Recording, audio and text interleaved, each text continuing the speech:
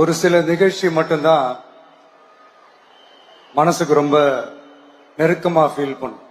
அதை நினைச்சாலே ரொம்ப சந்தோஷமா ஃபீல் பண்ணும். அப்படிப்பட்ட ஒரு நிகழ்ச்சி தான் இன்னைக்கு இந்த சிங்கப்பெண் சிறப்பு படைய தொடங்கி வைக்கிற இந்த நிகழ்வு.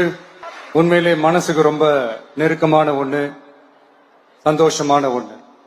நம்ம பாட்டி, அம்மா, அக்கா, தங்கைகள், ஒவ்வொரு வீட்டில் இருக்கிற பெண் குழந்தைகள், இவங்க எல்லாருக்குமான பாதுகாப்பை உறுதி செய்வோம்னு சொன்னோம்.